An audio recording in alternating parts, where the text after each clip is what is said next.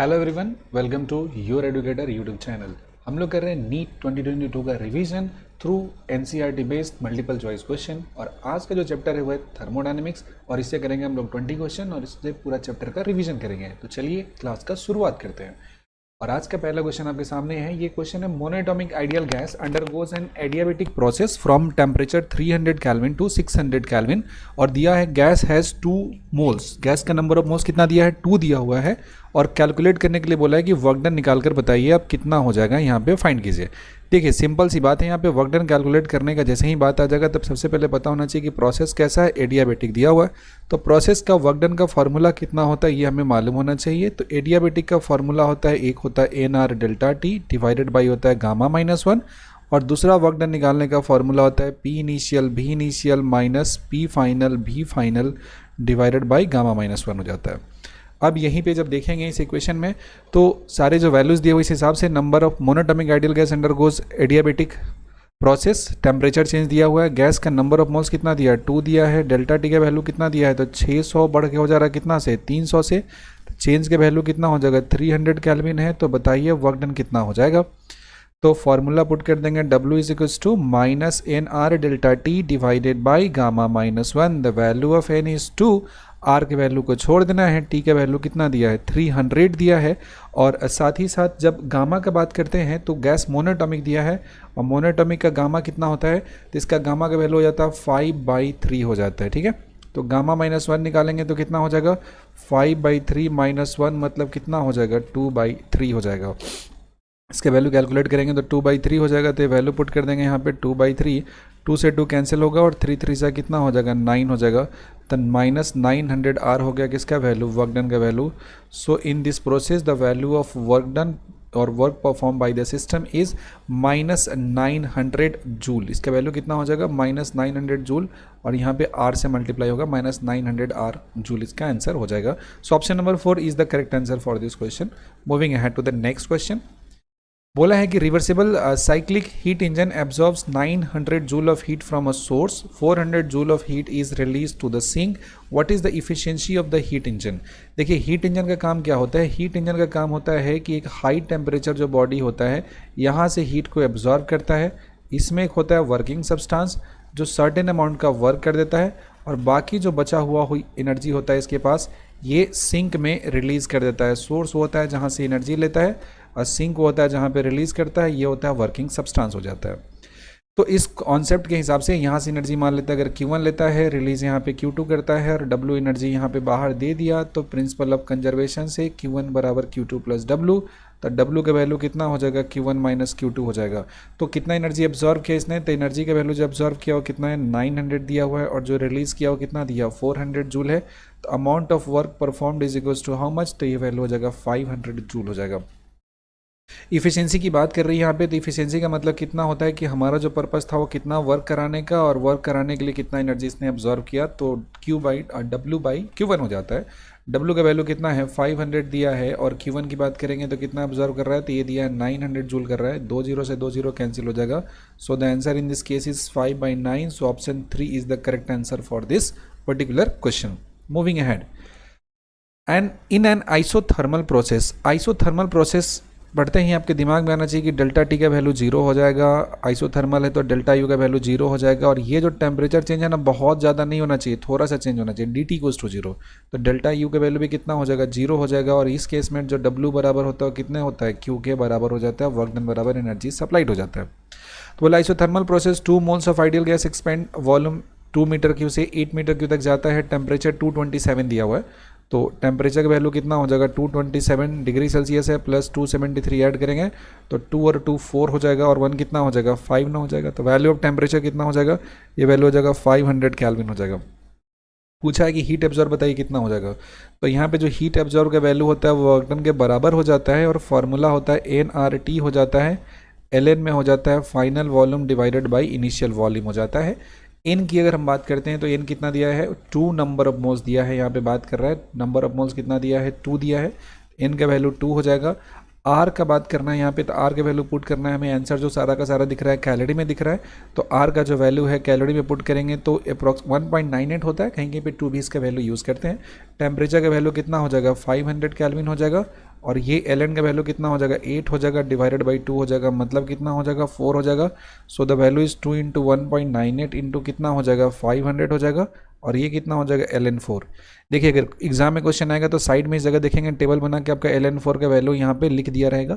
यहाँ पे नहीं दिया है तो एज्यूम करता है कि आप कहीं से देख लेंगे, बना लेंगे। एग्जाम में अगर ऐसा क्वेश्चन आएगा तो इसका डेटा होगा वो दिया होगा। तो इस पूरे को अगर मल्टीप्लाई करते हैं, प्रोडक्ट करते हैं, तो इसका वैल्यू होता है 27 अप्रॉक्सीमेटली आता है 2744 आता है, 0.86 कैलोरी आता है, समझ गए। तो ये जो वैल्यू होता है एग्जैक्टली तो नहीं आ रहा है, बट ये it is quite close to the 2752, तो we will take this option. वो जो हमारा आर होता है इसके वैल्यू पे डिपेंड करता है कि आपने कितना लिया है, तो थोड़ा सा आसपास का आता है। 44 आया, 52 दिया हुआ है, I know difference is substantial, लेकिन अब कैलकुलेशन है 1.98 लेना है कि 1.2 लेना है, यहाँ सीधे सीधे 2 लेना है, ये मेंशन नहीं किया आर का वैल्यू, समझ गए। तो इससे थोड़ा सा एरर आपको देखने को मिल सकता है, लेकिन आंसर का ऑप्शन इस तरीके से सेट है कि ये मैच कर लेंगे आप।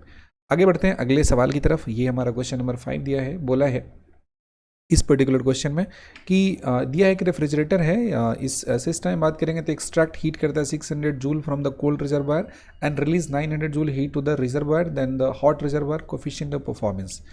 देखिए जो फ्रीज होता है ना, फ्रीज का जो काम करने का तरीका होता है ये थोड़ा सा अलग होता है।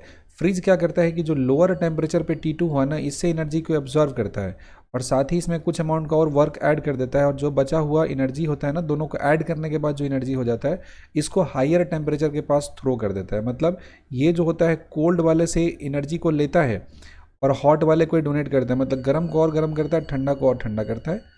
तो इसमें देखेंगे यहाँ से एनर्जी एब्जॉर्व किया कितना Q2 और रिलीज कर दिया Q1, तो इसके हिसाब से system extract 600 joule from the cold reservoir, मतलब Q2 का वैल्यू कितना दिया है, तो ये वैल्यू दिया है 600 जूल दिया हुआ है, and release 900 joule to the hot reservoir, मतलब Q1 का वैल्यू कितना हो जा रहा है 900 जूल हो जा रहा है।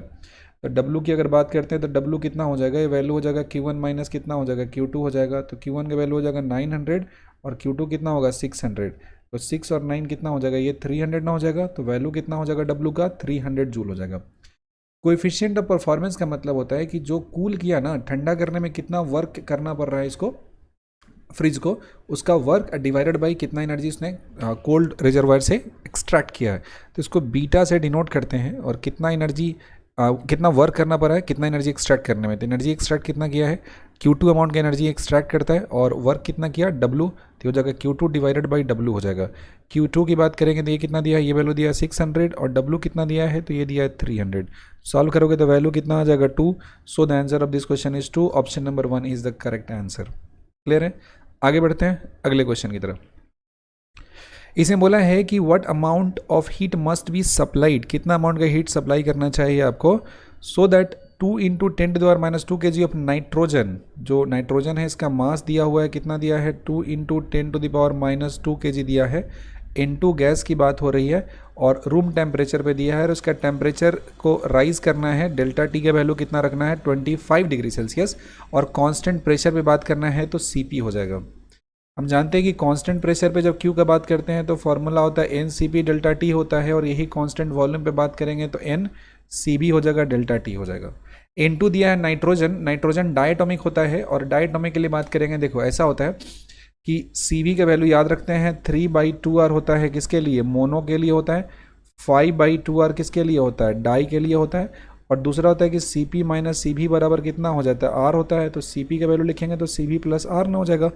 नाइट्रोजन मेरा डायटोमिक है तो इसके लिए जो CB हो जाएगा 5/2R हो जाएगा, तो CP की बात करेंगे तो कितना हो जाएगा इसका, ये वैल्यू हो जाएगा 5/2R प्लस R ना हो जाएगा, that is equals to how much 7/2R हो जाएगा, ये वैल्यू कितना हो जाएगा 7/2R हो जाएगा। और दूसरा नंबर ऑफ मोल्स भी तुमको नहीं मालूम है, तो नंबर ऑफ मोल्स कैसे निकालते हैं, तो ये होता है given mass divided by molar mass, तो गिवन मास कितना है 2 into 10 to the power minus 2 है, और मोलर मास की बात करेंगे तो नाइट्रोजन का 28 है, ये ग्राम में होता है, ग्राम मॉलिक्यूलर मास, तो 10 की पावर माइनस 3 से मल्टीप्लाई करना पड़ेगा, तो नंबर ऑफ मोल से ये भी हमको मिल गया। अब सारे वैल्यूज़ को यहाँ पे क्या करना है, पुट कर देना है, तो if you substitute all those values तो Q बराबर कितना हो जाएगा N, नंबर ऑफ मोल्स कितना हो गया 2 into 10 to the power minus 2 divided by कितना हो गया 28 इंटू 10 की पावर माइनस 3 इंटू CP की बात करेंगे तो CP का वैल्यू कितना हो गया 7/2R ना होता है, तो 7/2 हो गया, और आर का वैल्यू पुट करेंगे तो कितना हो जाएगा 8.31, और टेम्परेचर डिफरेंस कितना बढ़ाना है तो 25 करना है, तो नंबर ऑफ मोल्स Cp हो गया, और डेल्टा टी का वैल्यू है, तो इस पूरे को जब मल्टीप्लाई कर देते हैं, so after calculation will get 519.6 joule. ये हो जाएगा आपका आंसर इस पर्टिकुलर क्वेश्चन का। तो कॉन्सेप्ट ये था कि कांस्टेंट प्रेशर पे बात किया तो याद होना चाहिए था कि फॉर्मूला यूज़ करते हैं एनसीपी डेल्टा टी, साथ ही साथ आपको सीपी का जो वैल्यू है वो याद होना चाहिए। अगर नहीं भी याद है तो सीबी का वैल्यू आप याद रखिए कम से कम। मोनो के लिए 3/2 R, डाई के लिए 5/2 R, एंड ट्राई पॉली के लिए 7/2 R होता है। फिर उसमें ऐड करते चले जाते हैं, 6/2 R होता है, प्लस उसमें R ऐड कर देंगे, because CP minus CB Mayer's formula होता है वो R के बराबर होता है। तो यहाँ से CP निकाल लेते हैं और फिर वैल्यू को पुट कर देंगे, and will get the value of CP and CB और Q constant pressure, constant volume, जो भी निकालने के लिए बोले आप आसानी से कैलकुलेट कर सकते हैं। अगले क्वेश्चन की तरफ चलते हैं। बहुत ही बेहतरीन सा क्वेश्चन ये है। बोला है कि इन changing the state of a gas adiabatically from an equilibrium state A to another equilibrium state B, an amount of work is equals to 104 is done on the system। बोला बाई नहीं है, on है, negative हो जाएगा। If this gas is taken from state A to B via the process in which the net heat absorbed by the system is 35 calorie, then how much net work by the system in the latter case। सबसे पहले देख लेते हैं situation क्या दिया है। एक दिया स्टेट A दिया है और दूसरा स्टेट क्या दिया B दिया है। इसको दो तरीके से ले जाते हैं। एक ले जाने का तरीका हो गया 1, और ये तरीका कैसा हो गया यहाँ से ले जाने का, ये तरीका हो गया आपका 2। तरीका नंबर 1 है, कैसा दिया है, तरीका दिया है ADIABATIC, एडियाबेटिक प्रोसेस दिया है। एडियाबेटिक प्रोसेस आपके दिमाग में आना चाहिए कि Q का वैल्यू कितना हो जाएगा, यहाँ पे 0 हो जाएगा। Q का वैल्यू कितना हो जाएगा, 0 हो जाएगा, ठीक है। और वहीं पे जो डेल्टा U का वैल्यू होता है वो कितना हो जाता है, -W हो जाता है इस केस में स्टेप 1 में, कोई दिक्कत नहीं है। दूसरा बात होता है कि डेल्टा यू की बात करेंगे तो डेल्टा यू कैसा होता है, स्टेट फंक्शन होता है, मतलब इनिशियल और फाइनल पे डिपेंड करता है। तो ए से चला बी पे, तो पहले पाथ में चला तो इसका इंटरनल एनर्जी अगर डेल्टा U1 है और दूसरे में चला तो डेल्टा U2 है, तो लॉजिकली डेल्टा U1 बराबर क्या होना चाहिए, डेल्टा U2 होना चाहिए। बिकॉज ये जो होता है वो कैसा होता है, पाथ से इंडिपेंडेंट होता है, सिर्फ और सिर्फ इनिशियल एंड फाइनल पे डिपेंड करता है। तो जो पहले वाले में आएगा डेल्टा यू का वैल्यू, दूसरे वाले में भी डेल्टा यू का वैल्यू उतना ही आ जाएगा। And once we are done with this, तो देखो पहले वाले केस में कितना दिया है, फर्स्ट केस की बात करेंगे तो वर्क डन दिया है, ऑन द सिस्टम दिया है। ऑन द सिस्टम मतलब इसका वैल्यू हो जाएगा 104.6 जूल हो जाएगा नेगेटिव में, और 1 ए दिया प्रोसेस एडियाबेटिक है, तो डेल्टा यू बराबर कितना हो जाता है, डेल्टा यू का वैल्यू लिखेंगे तो कितना हो जाएगा जी, -W ना हो जाएगा। अगर पहला प्रोसेस एडियाबेटिक है, Q का वैल्यू कितना हो जा रहा है, 0 हो जा रहा है, तो डेल्टा यू का वैल्यू कितना हो जाएगा, तो डेल्टा यू का वैल्यू -W हो जाएगा। तो इसमें नेगेटिव कर देंगे तो कितना होगा, प्लस में 104 पॉइंट कितना हो जाएगा, 6 हो जाएगा। इतना जूल हो गया, प्लस में हो गया। पहले केस से डेल्टा यू निकाली है। अब क्योंकि पहले केस से डेल्टा यू निकाले तो दूसरे केस की जब हम बात करते हैं, सेकेंड केस का, ये जो दूसरा वाला प्रोसेस होता है, इसके लिए भी डेल्टा यू उतना ही हो जाएगा, 104.6 जूल हो जाएगा, क्योंकि ये सिर्फ और सिर्फ इनिशियल और फाइनल पे डिपेंड करता है, ये बाकी पाथ पे डिपेंड नहीं करता है। क्वेश्चन में बोला है कि दूसरे वाले केस में जो वर्क हो रहा है यहाँ पे वो कितना हो जा रहा है, और in second case work is 35 calorie. इसमें जो वर्क का वैल्यू कितना दिया है, 35 कैलोरी दिया है। ध्यान दीजिएगा ये यूनिट दिया है कैलोरी में, तो पहले इसको जूल में कन्वर्ट करेंगे, और 1 कैलोरी होता है 4.19 जूल होता है। अगर इसको मल्टीप्लाई कर देते हैं तो ये वैल्यू लगभग सॉल्व करके आता है 146.65 जूल के बराबर आ जाता है। अब यहाँ के लिए पूछा है हम कि वर्क का वैल्यू बताइए। इस केस में how much net work done, sorry heat absorb दिया है, ये कितना दिया वैल्यू, ये Q का वैल्यू दिया है।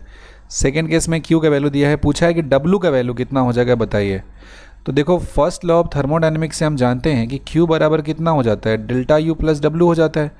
अगर हमें W निकालना है, इसका मतलब Q में से क्या करना पड़ेगा, डेल्टा U को घटाना पड़ेगा, और Q का वैल्यू कितना हो रहा है, तो 146.65 हो जा रहा है, और डेल्टा यू का वैल्यू निकालेंगे तो 104 पॉइंट कितना हो जा रहा है, 6 हो जा रहा है, और इस दोनों का जब डिफरेंस निकालते हो आप तो वैल्यू कितना होता है, 42.05 जूल आ जाता है। समझ में आ गई बात। तो इस क्वेश्चन से ग्रेट लर्निंग का बात यह हुआ कि डेल्टा यू पाथ से कैसा होता है, इंडिपेंडेंट होता है, सिर्फ और सिर्फ इनिशियल और फाइनल पे डिपेंड करता है। तो जो पहले वाले केस में निकाला आपने वही दूसरे का हो जाएगा। दूसरा एप्लीकेशन पूछा हमने, पढ़ा कि फर्स्ट लॉ ऑफ थर्मोडायनेमिक्स के इक्वेशन की हीट सप्लाइड बराबर कितना होता है, डेल्टा यू प्लस W होता है। तो सेकेंड लर्निंग यहाँ पे ये हो गया। थर्ड लर्निंग यहाँ पे ये हो गया कि वर्क डन जब होता है हमारा, work done on the system होता है तो इसको नेगेटिव लेना है, और work done by the system होगा तब कैसा लेना है, पॉजिटिव लेना है। तो ये हमारा 3 पॉइंट हो गए। एक क्वेश्चन के जरिए हम लोगों ने 3 पॉइंट को रिविजिट कर लिया, और बहुत ही अच्छे पॉइंट्स थे। That will help you to solve further questions. आगे बढ़ते हैं अगले सवाल की तरफ। ये क्वेश्चन बहुत ही अच्छा सा दिया है कि cylinder with a movable piston contain 2 moles of hydrogen at standard temperature and pressure. The cylinder wall of the cylinder is made of the heat insulator, मतलब ये जो सिलेंडर दिया है इसे कोई भी किसी भी तरह का हीट का एक्सचेंज नहीं हो सकता है, कोई भी तरह का हीट का यहाँ पे आदान प्रदान का ऑप्शन नहीं है। चलो ठीक है, यहाँ तक बातें सही दी हुई है।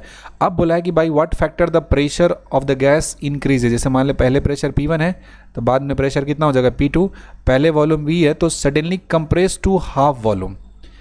अब देखो यहाँ पे कीवर्ड लिखा हुआ है सडन, एक ऐसा लिखा हुआ है सडन कंप्रेशन लिखा हुआ है, तो जब भी टर्म ये लिखा रहे ना सडन कंप्रेशन, कुछ नहीं सोचना है, एकदम आंख बंद करके लगाना है कि प्रोसेस मेरा क्या दिया हुआ है, एडियाबेटिक प्रोसेस दिया हुआ है। प्रोसेस कैसा है, एडियाबेटिक प्रोसेस है। और साथ ही साथ जो गैस दिया हो, कैसा गैस दिया है, हाइड्रोजन गैस दिया हुआ है।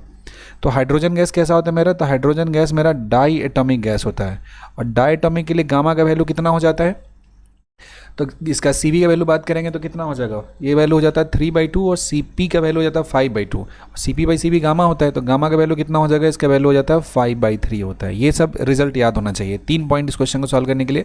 सडन कंप्रेशन तो एडियाबेटिक इक्वेशन लगा क्लियर होना चाहिए। हाइड्रोजन डायटोमिक होता है हाइड्रोजन गैस, तो इसका गामा का वैल्यू 5/3 होता है, ये पॉइंट भी आपके दिमाग में होना चाहिए। यहाँ पे 1 मिनट, हाइड्रोजन डायटोमिक हमने मोनोटोमिक लिख दिया, सॉरी एक्सट्रीमली सॉरी। तो जो डायटोमिक होता है, डायटोमिक के लिए बात करेंगे तो कितना हो जाएगा, इसका जो Cv होता है वो कितना होता है 5/2r हो जाता है, और Cp का वैल्यू कितना हो जाता है 7/2r हो जाता है। ये हो जाता है Cv, ये हो जाता है Cp, और वहीं पे गामा करेंगे तो Cp/Cv मतलब कितना हो जाएगा, ये वैल्यू 7/5 हो जाएगा। क्योंकि प्रोसेस दिया हुआ कैसा है, एडियाबेटिक है, तो P1 V1 की पावर गामा, और ये हो जाएगा P2 V2 की पावर गामा।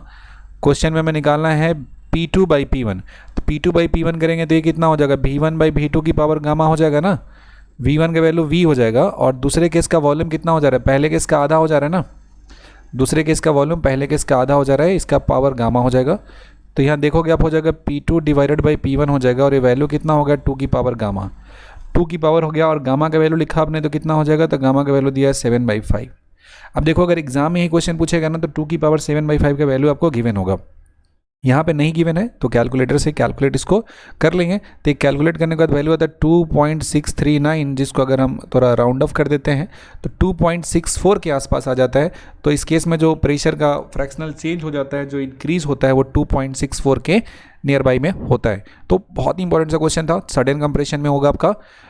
एडियाबेटिक प्रोसेस ये क्लियर हो गया, इक्वेशन P1 V1 की पावर गामा होता है ये क्लियर हो गया, Cp/Cv का वैल्यू रिविजिट हो गया किस तरीके से निकाला हमने, और हाइड्रोजन डायटोमिक है तो इसका Cp कितना होगा, Cv कितना हो जाएगा, और गामा कितना होगा, बिकॉज इस तरीके से देखेंगे तो हमको सबका Cp/Cv का वैल्यू अच्छे से याद हो जाएगा। अगले क्वेश्चन की तरफ बढ़ते हैं। जो अगला सवाल मेरा दिया है इसमें कह रहा है कि 2 cylinder A and B of equal capacity are connected to each other via stopcock. 2 cylinder दिया है, इक्वल कैपेसिटी का है, और दोनों को हम जोड़ देते हैं, कैसे, स्टॉप कॉक के जरिए यहाँ पे ऐसा जोड़ते हैं। तो अब जब इसको जोड़ेंगे तो यहाँ पे कुछ पॉइंट बोला हुआ, जैसे A हो गया और B हो गया, और यहाँ पे क्या लगा हुआ है, तो यहाँ पे लगा हुआ आपका है कि स्टॉप कॉक लगा हुआ है, ठीक है। अब बोलता है इसमें कि A contains a gas standard temperature pressure and B is completely evacuated, मतलब वैक्यूम हो जा रहा है इसमें, पूरा कुछ है सब इवैक्यूएट कर दिए। The entire system is thermally insulated. Stopcock को सडनली यहाँ से खोल देते हैं, तो देखो सडन जब भी ओपन हुआ ना, कैसा हुआ, सडन ओपन हुआ यहाँ पे, तो ये दूसरे साइड में कुछ भी नहीं है, दूसरे साइड में नहीं है तो ये एक्सपेंड करने के लिए तो फ्री है ना, दूसरे साइड से कोई रोकने के लिए नहीं है। और जब दूसरे साइड से कोई रोकने के लिए नहीं है तो इस केस में कोई भी वर्क डन नहीं होता है, किसी भी तरह का वर्क डन नहीं होगा, तो सडन एक्सपेंशन में वर्क डन 0 हो जाता है। दूसरा, सडन एक्सपेंशन है तो एडियाबेटिक ले लेंगे, एडियाबेटिक है तो क्यू कितना हो जाएगा 0। ये सारा का सारा जो कीवर्ड है कौन सा है, सडन एक्सपेंशन, इससे काम आता है। देखो सडन एक्सपेंशन से क्यू का वैल्यू कितना हो गया 0, और फ्री एक्सपेंशन दूसरे साइड वैक्यूम है, इससे डब्ल्यू कितना हो जाएगा 0 हो जाएगा। और जब ये दोनों 0 हो गया तो फर्स्ट लॉ ऑफ थर्मोडायनेमिक्स से क्यू का वैल्यू होता है डेल्टा यू प्लस डब्ल्यू, और Q का वैल्यू 0 हो गया, डेल्टा U मेरे को मालूम नहीं और वर्क डन भी 0 हो गया, तो इस जगह से आप देखते हो तो डेल्टा U का वैल्यू कितना आ जाएगा, सो the value of delta U which means change in internal energy, इसका वैल्यू 0। मतलब ये हुआ कि इंटरनल एनर्जी में किसी तरह का चेंज आपको देखने को नहीं मिला, जितना है उतना ही रह जाएगा। तो very important point, sudden expansion में वर्क डन 0, एडियाबेटिक प्रोसेस वाले में हमारा जो Q हो जाएगा उसका वैल्यू 0 हो जाएगा, और इस वजह से डेल्टा U का वैल्यू भी 0 हो जाएगा। अगले क्वेश्चन की तरफ बढ़ते हैं। ये आपके सामने एक डायग्राम बना हुआ है, इसमें बोला है कि a thermodynamic system is taken from original state to another intermediate state by the linear process, its volume is then reduce to the original volume from B to C via isobaric process. बोला कि what is the total work done by the gas during A B C, पूरे में निकालना है। देखो work done की जब बात करते हैं तो वर्क डन होता है area under PV diagram, area under pressure volume diagram होता है। और इसमें दो चीज़ें याद रखना है कि अगर जो ग्राफ है उसका सेंस क्लॉकवाइज है तो वर्क डन पॉजिटिव लेना है और ग्राफ अगर एंटी क्लॉकवाइज दिया है, ग्राफ अगर एंटी क्लॉकवाइज दिया है तो इस केस में जो एरिया होगा उसका वैल्यू नेगेटिव लेना है। तो जो ग्राफ दिया हुआ कैसा है, ये ग्राफ मेरा क्लॉकवाइज सेंस का दिया है और एरिया निकालना है तो एरिया हो जाएगा हाफ इंटू बेस की बात करेंगे यहाँ से यहाँ तो कितना हो जाएगा 5 - 1 हो जाएगा, मतलब कितना हो जाएगा ये 4 हो जाएगा। वहीं पे हाइट की बात करेंगे तो 600 में से 400 घटा देंगे तो कितना हो जाएगा, ये हो जाएगा 200 हो जाएगा। 2 से करेंगे 4 तो कितना हो जाएगा 2 टाइम्स हो जाएगा और 2 2 जा कितना हो जाएगा 4 हो जाएगा, तो ये वैल्यू हो गया 400 joule. So the value of work performed in this case is equals to 400 joule. बहुत ही आसान क्वेश्चन था। अब इसके बाद बढ़ते हैं अगले क्वेश्चन की तरफ। बोला है कि steam engine working like an ideal heat engine, ठीक है, डिलीवर्स इतना joule of work per minute and takes इतना joule of heat per minute from the boiler, what is the sink temperature. देखो यहाँ पे जो एक दिया होता है बॉयलर, वो हाई टेम्परेचर से एनर्जी को लेता है और लो टेम्परेचर पे इसको थ्रो कर देता है। जैसे ये टेम्परेचर T1 हो गया, इसको क्या बोला हमने, सोर्स बोला, क्योंकि इसका बहुत ज़्यादा टेम्परेचर है। यहाँ से Q1 लिया, साथ में कुछ वर्क आपको दिया और जो बचा हुआ एनर्जी Q2 है, इस Q2 को सिंक के पास ये थ्रो कर देता है, सिंक के पास ये चला जाता है। समझ में आ रही बात। जब ये सिंक के पास चला गया Q2, इसका टेम्परेचर T2 हो गया, तो वर्क अगर डिफाइन करते हैं इसमें तो सबसे पहली बात यह है कि हमें इफ़िशियंसी लिखना पड़ता है। तो इफ़िशियंसी का फॉर्मूला आप जानते होगे, 1 - T2 बाई कितना हो जाता है, T1 हो जाता है। अब 1 - T2 बाई T1 दिया है और इफ़िशियंसी का मतलब होता है कि कितना वर्क किया आपने और ये करने के लिए कितना एनर्जी ऑब्जर्व किया, मतलब W बाई Q1 हो जाएगा इज इक्वल्स टू 1 - कितना हो गया T2 बाई T1 हो जाएगा। अब वैल्यूज़ को अगर यहाँ पे सब्स्टिट्यूट कर देते हैं तो कितना दिया है, वर्क कितना कर रहा है, ये दिया हुआ है कि आइडियल हीट इंजन डिलीवर्ड इतना वर्क पर मिनट, मतलब वर्क का वैल्यू हो जाएगा 5.4 × 10⁸ और करने के लिए एनर्जी ऑब्जर्व किया 3.6 × 10⁹ इज इक्वल्स टू 1 और बॉयलर का टेम्परेचर दिया है, सिंक का पूछा है, मतलब T2 का पता नहीं, और T1 जो टेम्परेचर दिया है, T1 बराबर कितना हो जाएगा 127 डिग्री सेल्सियस है। तो वैल्यू लिखेंगे तो 127 + 273 होगा, तो 2 1 3 कितना हो जाएगा, ये लगभग 400 केल्विन हो जाएगा ना। तो वैल्यू यहाँ पे कितना लिखेंगे 400 केल्विन, यहाँ पे वैल्यू है, इसको लिख देंगे। अब देखो डेसिमल से डेसिमल खत्म हो जाएगा, 9 से करेंगे 6 टाइम्स, 9 से करेंगे 4 टाइम्स, ये हो जाएगा 3 टाइम्स और ये कितना हो जाएगा 2 टाइम्स हो जाएगा। तो सॉल्व करेंगे तो कितना हो जाएगा, और अच्छा 10 की पावर 8 है, 10 की पावर 9 है, इससे इसको उड़ा देंगे तो कितना बचेगा 10 बचेगा। तो वैल्यू कितना हो जाएगा, इसको उठा के अगर हमने यहाँ पे लिखा है अगर, तो कितना हो जाएगा, ये वैल्यू 3 बाई कितना हो गया 20 हो जाएगा, is equals to 1 - T2 by कितना हो जाएगा 400 ना हो जाएगा। तो T2 बाई 400 लिखेंगे तो कितना हो जाएगा 1 - 3 बाई कितना हो जाएगा 20, 20 - 3 कितना हो जाएगा 17 बाई कितना हो जाएगा 20, 20 से 400 20 टाइम्स, तो T2 का वैल्यू कितना हो जाएगा 20 × 17, तो 17 दूना कितना होता है 34, तो कितना हो जाएगा 340 केल्विन, और इसको डिग्री सेल्सियस में कन्वर्ट करेंगे तो 67 केल्विन हो जाता है। तो 340 केल्विन बोलो या 67 degree Celsius, not kelvin, 67 degree Celsius इसका वैल्यू हो जाएगा, और 340 kelvin, what ever you wish you may call it. तो बहुत ही ईजी सा और बहुत ही बेहतरीन क्वेश्चन था। जो हीट इंजन था उसके फॉर्मूले का एप्लीकेशन करना आपने बहुत ही आसानी से यहाँ पे सीख गया। अब बढ़ते हैं आगे अगले क्वेश्चन की तरफ। And what it says, a diatomic gas with a 3 moles are in a container of 400 Kelvin temperature दिया हुआ under isobaric process, its temperature increased to 900 Kelvin, मतलब 400 से बढ़ा के कितना कर दिया हमने 900 कर दिया इसका। how much heat absorbed by the gas during this process। देखो क्या क्या दिया है, नंबर ऑफ मोल्स के वैल्यू कितना दिया है, नंबर ऑफ मोल्स दिया है 3 दिया है, डेल्टा टी टेम्परेचर कितना चेंज हो रहा है, तो फाइनल हो जा रहा है 900, इनिशियल दिया है 400, घटा दोगे तो कितना हो जाएगा 500 केल्विन का वैल्यू हो जाएगा यहाँ पे। और साथ ही साथ गैस कैसा दिया है, तो गैस अपना दिया है डायटोमिक दिया हुआ है, और किस पे दिया है, तो प्रेशर यहाँ पे कांस्टेंट दिया है। कांस्टेंट प्रेशर का मतलब क्या हो जाता है, आइसोबैरिक प्रोसेस होता है। तो क्यू का वैल्यू कितना हो जाता है, तो क्यू का वैल्यू होता है NCP डेल्टा टी। अब मेरे लिए प्रॉब्लम है कि CP का वैल्यू नहीं पता है, तो CP डायटोमिक के लिए बात करेंगे तो CP का वैल्यू कितना होता है डायटोमिक के लिए 5/2R होता है। कितना होता है 5/2R हो जाता है इसका वैल्यू। अब जब ये वैल्यू इतना हो गया तो CP का वैल्यू कितना हो जाएगा, CB प्लस कितना हो जाएगा R ना हो जाएगा, मतलब कितना हो जाएगा 5/2R प्लस क्या हो जाएगा R, मतलब कितना हो जाएगा 7/2R हो जाएगा।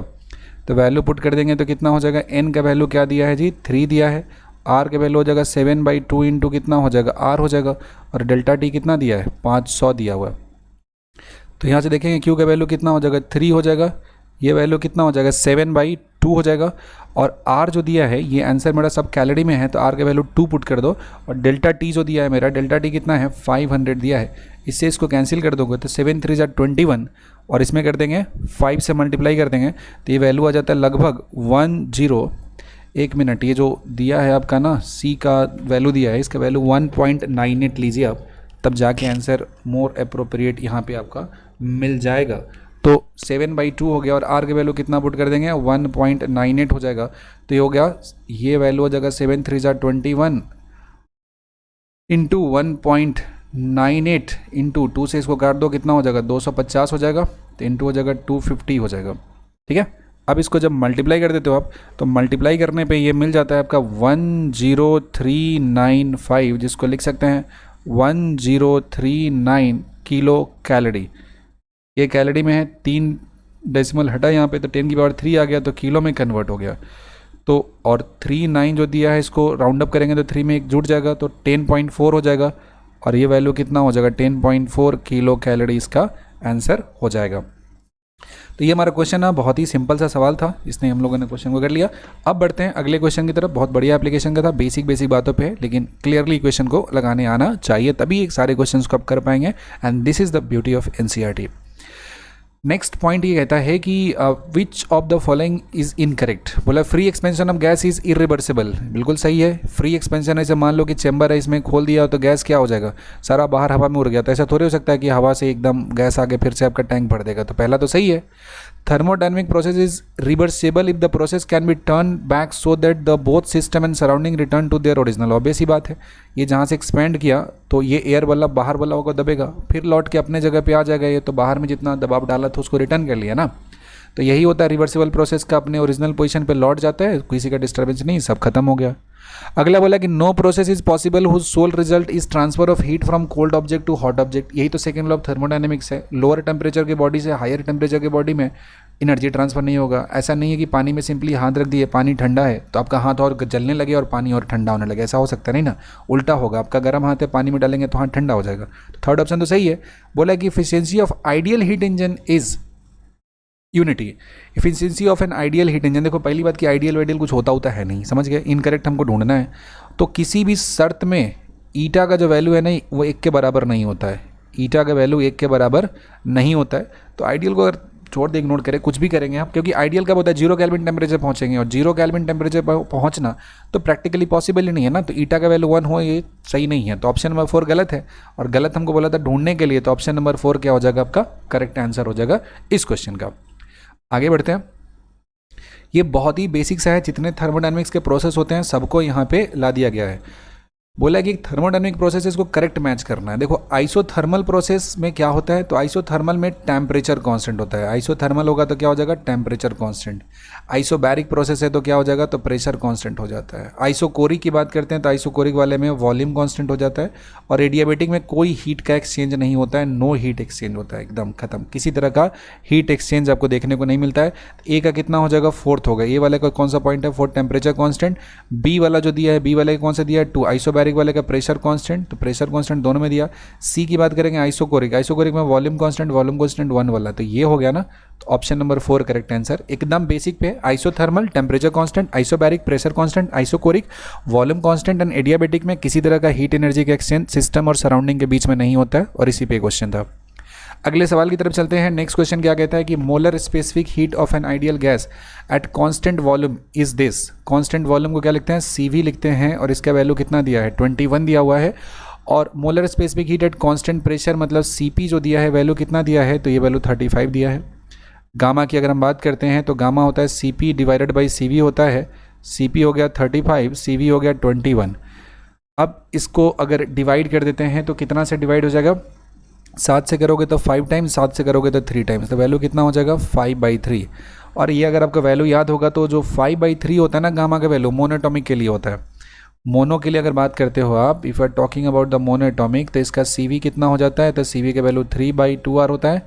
CP का बात करेंगे तो कितना हो जाएगा 5/2R हो गया, और इसका गामा का बात करेंगे तो कितना होगा, Cp/Cv हो जाएगा, मतलब कितना हो जाएगा 5/3। तो इसका मतलब जो ये जो गैस जिसके बारे में बात हो रहा था वो गैस कैसा हो जाएगा, मोनोएटॉमिक हो जाएगा, क्योंकि हमने इसका जो गामा का वैल्यू निकाला है वो गामा का वैल्यू वही है जो मोनोएटॉमिक का है। तो आंसर कौन सा हो जाएगा, आंसर इसका ऑप्शन नंबर 1 हो जाएगा इस वाले केस में। अगले सवाल की तरफ बढ़ते हैं। बोला कि an ideal gas goes from state A to state B via 3 different processes as indicated in a PV diagram. If Q1, Q2 and Q3 indicates the heat absorbed by gas along the 3 processes and delta U1, delta U2, delta U3 indicates the change in internal energy along this process। सबसे पहली बात करेंगे कि delta U internal energy का जो change होता है ना, ये होता है पाथ इंडिपेंडेंट होता है। कैसा होता है, पाथ इंडिपेंडेंट। तो इसका मतलब कि अगर इनिशियल पोजीशन और फाइनल सेम है, जैसा कि यहाँ पे देख सकते हैं हर एक पाथ में जा रहा है 1 2 3, इनिशियल ए से चल रहा है फाइनल बी पे पहुँच रहा है, तो ये सबका सेम है। मतलब हर एक प्रोसेस में जो चेंज इन इंटरनल एनर्जी का वैल्यू होता है कैसा होगा, सेम हो जाएगा। Change in internal energy is same in each case, क्योंकि हर एक केस में इनिशियल और फाइनल पोजीशन दिया है मेरा वो फिक्स्ड दिया हुआ है। इसी बेसिस पे आप देख सकते हो कि 2 ऑप्शन तो यहाँ पे खत्म हो गया, बचा ये ऑप्शन।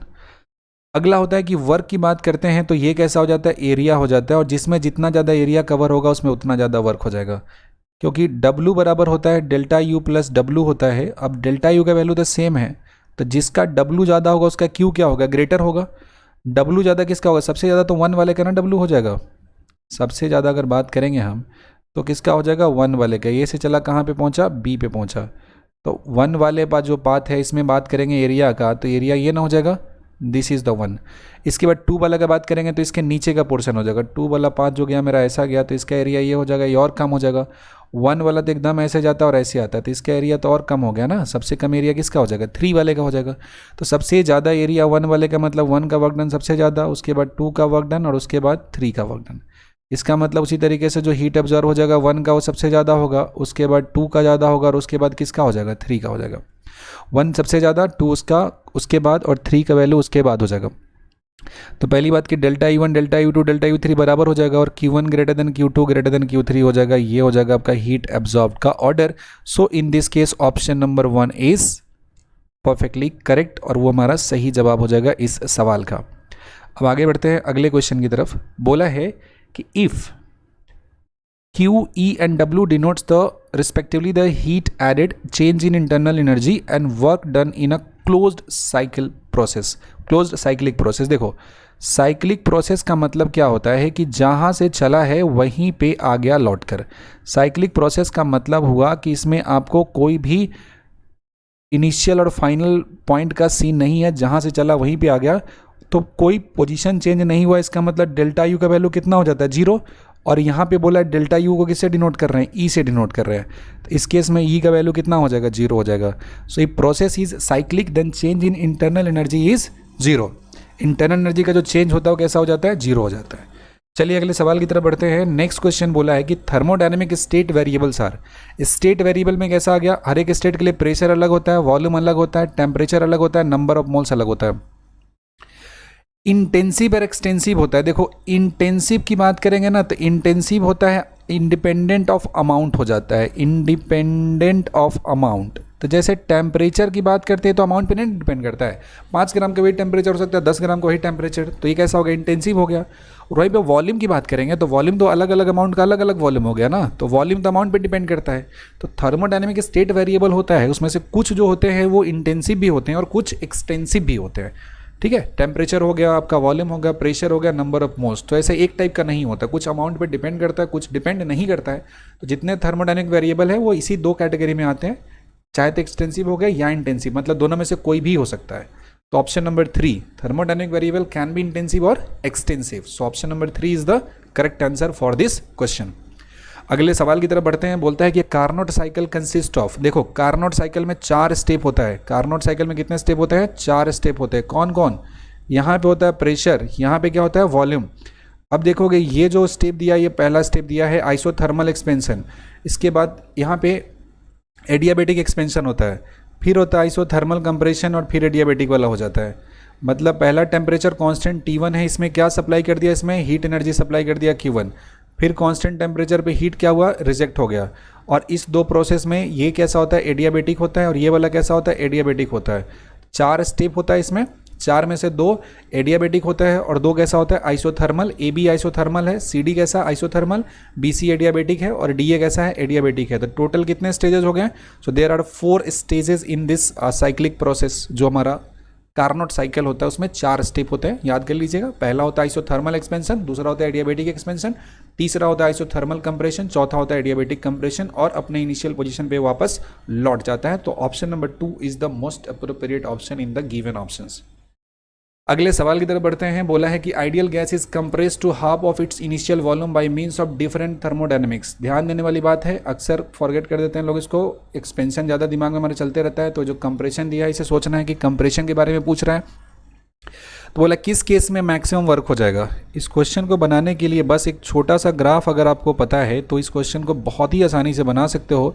इधर में प्रेशर, इधर में वॉल्यूम होता है और हम सब जानते हैं कि W बराबर कितना होता है, ये हो जाता है वर्क, और वर्क कितने के बराबर होता है, तो एरिया हो जाता है अंडर कौन सा ग्राफ होता है, area under pressure volume graph हो जाता है। PB ग्राफ का जो एरिया निकालेंगे ये दे देगा आपको वर्क का वैल्यू। इसमें बोला जाता है कि जब कंप्रेशन होता है तो इनिशियल वैल्यू कुछ भी और P और V दिया है ना, तो यहाँ से जो ग्राफ बनाएंगे तो सबसे ऊपर जो ग्राफ होता है वो किसके लिए होता है, एडियाबेटिक के लिए होता है। एडियाबेटिक के लिए बात करेंगे अगला बात, तो क्या हो जाएगा, आइसोथर्मल हो जाएगा। आइसोबैरिक में कांस्टेंट प्रेशर हो जाएगा। और आइसोकोरिक की बात करेंगे तो इसमें क्या है, तो वॉल्यूम कांस्टेंट है ना, वॉल्यूम कैसा हो गया, कांस्टेंट हो गया। तो मान लीजिए O हो गया, ये हो गया, A हो गया, ये हो गया B, और ये कैसा हो गया, C हो गया। आप देख सकते हैं इस केस में बोला कि मैक्सिमम वर्क डन, तो मैक्सिमम वर्क डन में जो एरिया कवर होगा यहाँ पे, ये जो पाथ होता है वो किसके लिए होता है, ये पाथ होता है एडियाबेटिक के लिए होता है। और एडियाबेटिक वाला ग्राफ सबसे ऊपर होता है, कंप्रेशन में सबसे ऊपर कौन ग्राफ, एडियाबेटिक। एक्सपेंशन में नीचे होता है, कंप्रेशन में किधर होता है, तो कंप्रेशन में ये ऊपर होता है। तो कंप्रेशन में एडियाबेटिक वाला हमारा ऊपर चला जाएगा। तो ऊपर जब ये चला गया तो इस केस में जब इसका एरिया निकालेंगे वो सबसे ज़्यादा होगा, और एरिया जब सबसे ज़्यादा होगा तो इस केस में मैक्सिमम वर्क डन भी किस में हो जाएगा, एडियाबेटिक वाले प्रोसेस में हो जाएगा। याद रखिएगा किस में हो जाएगा, एडियाबेटिक वाले में हो जाएगा। ये ग्राफ है, इसको हमेशा ध्यान में रखना है। ये हमारा हो गया कंप्रेशन का और इसका एक्सपेंसर वाला ग्राफ हो गया। ये दोनों को दिमाग में रखेंगे, बहुत सारे क्वेश्चन आप बहुत ही आसानी से आंसर कर देंगे। अब चलते हैं आज के आखिरी सवाल पे। बोला है कि refrigerator is to maintain a table kept inside at 7 degree Celsius. मतलब लोअर टेम्परेचर जो दिया है वो कितना दिया है, 7 डिग्री सेल्सियस दिया हुआ है। लोअर मतलब सिंक हो गया, ये दिया 7 डिग्री, ये कितना हो जाएगा 273 प्लस 7 मतलब कितना हो जाएगा वैल्यू 280 हो जाएगा। बहुत बढ़िया। इफ द रूम टेम्परेचर कितना दिया है 41 दिया है, T1 का वैल्यू कितना दिया है 43 डिग्री सेल्सियस दिया है। Then coefficient of performance. इस सवाल बनाने के लिए डायरेक्टली आपको फॉर्मूला याद होना चाहिए कि सिंक का temperature divided by source minus sink कर देते हैं। सिंक का temperature source minus sink, Kelvin में लिखना है तो T2 का वैल्यू तो कितना हो जाएगा 280, लेकिन T1 माइनस T2 है, डिफरेंस लिखना है तो कैल्विन का और डिग्री सेल्सियस के डिफरेंस में कोई फर्क नहीं पड़ता है। तो ये कितना हो जाएगा 43 माइनस 7 हो जाएगा, तो वैल्यू हो गया 280 और नीचे में कितना हो जाएगा 36 हो जाएगा। ठीक है, और जब इसको डिवाइड करोगे तो वैल्यू हो जाएगा 7.77 के आसपास हो जाता है, और आगे बढ़ोगे और 7 हो जाएगा। तो इसको राउंड ऑफ करेंगे तो कितना होगा 7.78 के आसपास इसका वैल्यू आ जाता है। And this is the value of coefficient of performance in this case. So this is a very good question to revise this formula of coefficient of performance which is equals to temperature of sink divided by difference in temperature of source and sink. तो now we have completed this chapter of thermodynamics with the 20 question from NCERT. And in the next video we will talk about the thermodynamics and 20 question from that. And this is the end of this session, and if you like this entire questions discussion session, then do subscribe the channel and hit the like button. Thank you and bye bye.